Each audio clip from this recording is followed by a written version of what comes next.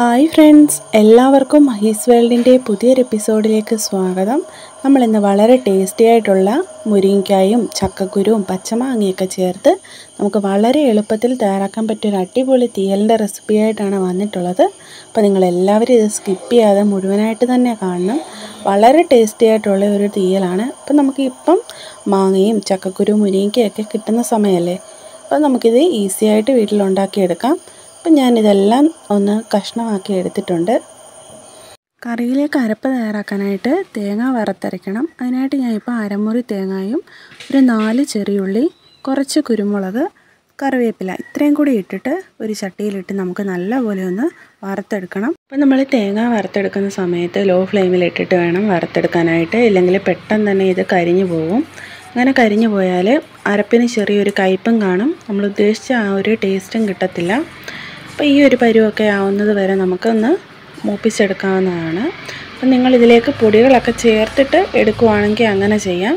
ഞാനിപ്പം നമ്മുടെ പച്ചക്കറികളൊക്കെ വഴറ്റിയതിന് ശേഷം അതിലേക്കാണ് പൊടികളൊക്കെ ചേർക്കുന്നത്. അപ്പം കണ്ടില്ലേ, ഈ കറിവേപ്പില പൊടിഞ്ഞ് വരുന്നതാണ് ഇതിൻ്റെ കറക്റ്റ് പരുവം. ഇനി നമുക്കൊരു ചട്ടി അടുപ്പിലേക്ക് വെച്ചിട്ട് അതിലേക്ക് ആവശ്യത്തിന് വെളിച്ചെണ്ണ ഒഴിച്ചു കൊടുക്കാം. നമുക്ക് 3 ടേബിൾ സ്പൂൺ അളവിൽ വെളിച്ചെണ്ണ ചേർത്ത് കൊടുത്താൽ മതി.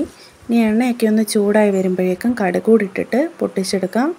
അപ്പോഴേക്കും നമ്മൾ ആ വറുത്ത് വെച്ചിരിക്കുന്നതൊക്കെ നല്ലപോലെ ആറി വരും. അതിനുശേഷം നല്ല എണ്ണ തെളിയുന്നത് വരെ അരച്ചെടുക്കാം. അപ്പം കടുകെല്ലാം പൊട്ടി വന്നിട്ടുണ്ട്. നമ്മൾ അരിഞ്ഞു വെച്ചിട്ടുള്ള സവാളയും ചെറിയുള്ളിയും പച്ചമുളകും കൂടെ ഇതിലേക്ക് ചേർത്ത് കൊടുത്തിട്ടൊന്ന് വഴറ്റിയെടുക്കുവാണ്. അപ്പോൾ ഇത് നല്ലപോലെ കളറൊക്കെ മാറി വന്നതിന് ശേഷം ബാക്കി പച്ചക്കറികളൊക്കെ ചേർത്ത് കൊടുക്കാം. പെട്ടെന്ന് തന്നെ വഴന്ന് കിട്ടാനായിട്ട് നമുക്കൊരു 1/4 ടീസ്പൂൺ അളവിൽ ഉപ്പുപൊടിയും കൂടെ ചേർത്ത് കൊടുക്കാം. എന്നിട്ട് ഇതെല്ലാം കൂടി നല്ലപോലെ ഒന്ന് മിക്സ് ചെയ്തിട്ടെടുക്കണം. നിങ്ങളുടെ കയ്യിൽ മൺചട്ടിയൊക്കെ ഉണ്ടെങ്കിൽ അതിൽ തന്നെ വെക്കാനായിട്ട് ശ്രമിക്കണം. നല്ല അടിപൊളി ടേസ്റ്റാണ് മൺചട്ടിയിലൊക്കെ കറി വെച്ചെടുക്കുമ്പോൾ. അപ്പോൾ ഇതെല്ലാം നല്ലപോലെ ഒന്ന് വാടി വന്നിട്ടുണ്ട്. നമുക്കിനി ഇതിലേക്ക് അരിഞ്ഞു വെച്ചിട്ടുള്ള ചക്കക്കുരുവും കൂടെ ചേർത്ത് കൊടുക്കാം. നമ്മളിപ്പോൾ ഒരുപാടങ്ങ് വലുപ്പത്തിലൊന്നുമല്ല എടുത്തിട്ടുള്ളത്, കാരണം ഇത് പെട്ടെന്ന് വെന്ത് കിട്ടണം. പിന്നെ ഇതിനോടൊപ്പം തന്നെ നമ്മൾ അരിഞ്ഞു വെച്ചിട്ടുള്ള പച്ചമാങ്ങയും മുരിങ്ങയ്ക്കായും എല്ലാം കൂടി ഇട്ടിട്ട് ഇതെല്ലാം കൂടി നല്ലപോലെ ഒന്ന് വഴന്ന് വരുന്നത് വരെ മിക്സ് ചെയ്തിട്ടെടുക്കാം. കൂടുതലായിട്ട് മുരിങ്ങയ്ക്കയാണ് ചേർത്തിട്ടുള്ളത്. ഇത്തിരി പടവലങ്ങായും ഉണക്കക്കൊഞ്ചും ഒക്കെ ഉണ്ടെങ്കിൽ ഒന്നും കൂടി അടിപൊളിയാണ്. അപ്പോൾ ഇതെല്ലാം നല്ലപോലെ ഒന്ന് വഴറ്റിയെടുക്കാം. അങ്ങനെ നമ്മുടെ മുരിങ്ങയ്ക്കയൊക്കെ ഒന്ന് വാടി വന്നിട്ടുണ്ട്. ഇനി 1/2 ടീസ്പൂൺ അളവിൽ മഞ്ഞൾപ്പൊടിയും ഒരല്പം ഉപ്പുപൊടിയും കൂടെ ചേർത്ത് കൊടുക്കാം.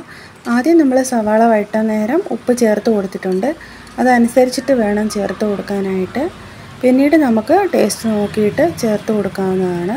ഇനി ഇത് വെന്ത് വരാൻ ആവശ്യമായിട്ട് ഞാൻ ഒരു 1.5 കപ്പ് അളവിൽ വെള്ളം കൂടെ ഒഴിക്കുവാണ്. അപ്പോൾ 1 കപ്പേ ഒഴിച്ചിട്ടുള്ളൂ. ഇനി നമുക്കൊരു 1/2 കപ്പ് കൂടെ ഒഴിച്ചിട്ട് വേണം ഇത് അടച്ച് വെച്ച് ലോ ഫ്ലെയിമിലൊന്ന് വേവിച്ചെടുക്കണം. കഷ്ണങ്ങളൊക്കെ ഒന്ന് വെന്ത് വരട്ടെ. അപ്പം നമുക്കിതിലേക്ക് ഒരല്പം പൊടികളൂടെ ചേർത്ത് കൊടുക്കാം. 1 ടേബിൾ സ്പൂൺ മല്ലിപ്പൊടിയും 2 ടേബിൾ സ്പൂൺ മുളക് പൊടിയും ചേർത്തിട്ട് നമുക്കിതിൽ ചൂടുണ്ടെങ്കിൽ ആ ചൂടിലൊന്ന് മൂപ്പിച്ചെടുക്കാം. ഇല്ലെങ്കിൽ ലോ ഫ്ലെയിം ഇട്ടിട്ട് കരിയാതെ പെട്ടെന്നൊന്ന് മൂപ്പിച്ചെടുക്കാവുന്നതാണ്. ഞാൻ പച്ചക്കറിയുടെ കൂടെ മുളക് പൊടി ഇടാനായിട്ടാണ് ഇരുന്നത്, പക്ഷേ അതങ്ങ് വിട്ടുപോയി. അതുകൊണ്ട് ഇങ്ങനെ മൂപ്പിച്ചെടുക്കുവാണ്. അങ്ങനെ നമ്മുടെ കഷ്ണങ്ങളെല്ലാം വെന്ത് വന്നിട്ടുണ്ട്. ചക്കക്കുരു ഒരെണ്ണം എടുത്ത് ഉടച്ച് നോക്കിയപ്പോൾ നല്ലപോലെ പൊടിയുന്നുണ്ടായിരുന്നു. അപ്പോൾ ഇത് നല്ല പൊടിയുള്ള ചക്കക്കുരുവാണ്. പിന്നെ അധികം വേവാത്ത ചക്കക്കുരുവൊക്കെ ആണെങ്കിൽ നിങ്ങൾ ആദ്യം തന്നെ വേറെ ഒന്ന് വേവിച്ചിട്ടിടുന്നതായിരിക്കും നല്ലത്. അപ്പോൾ ഇത്രയും നേരമായി നമ്മളിതിലേക്ക് കറിവേപ്പിലയൊന്നും ചേർത്ത് കൊടുത്തിട്ടില്ല. ഇനി നമുക്കിതിലേക്ക് 1 തണ്ട് കറിവേപ്പിലയും കൂടെ ചേർത്തിട്ട് നമ്മൾ നേരത്തെ വറുത്ത് വെച്ചിട്ടുള്ള ആ ഒരു തേങ്ങയുടെ മിക്സ് നല്ലപോലെ എണ്ണ തെളിയുന്നത് വരെ ഒന്ന് മിക്സിയുടെ ചെറിയ ജാറിലിട്ടിട്ട് നമ്മൾ അരച്ചെടുത്തിട്ടുണ്ട്. ആ ഒരു മിക്സ് കൂടെ ഇതിലേക്ക് ചേർത്ത് കൊടുക്കാം. ഈ ഒരു രീതിയിൽ നല്ലപോലെ എണ്ണയൊക്കെ തെളിഞ്ഞ് വരുന്നത് വരെ നമ്മൾ അരച്ചെടുക്കണം. അപ്പോൾ ഈ ഒരു അരപ്പൂടൊക്കെ ഇടുമ്പോഴേക്കും ആ കറിയുടെ ഒരു കളറും ആ രുചിയും എല്ലാം അങ്ങ് മാറും. നല്ല അടിപൊളി ടേസ്റ്റായിരിക്കും. അപ്പോൾ നമുക്കിതെല്ലാം കൂടി ഒന്ന് മിക്സ് ചെയ്തിട്ട് എടുക്കണം.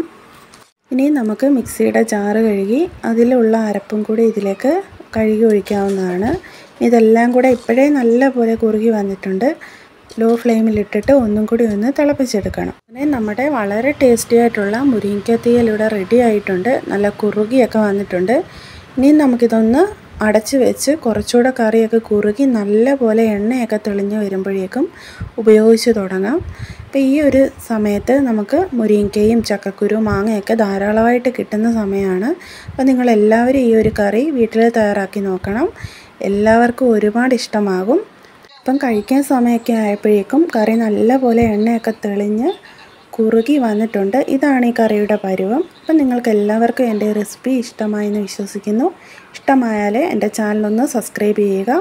പുതിയ റെസിപ്പിയുമായിട്ട് വീണ്ടും കാണാം.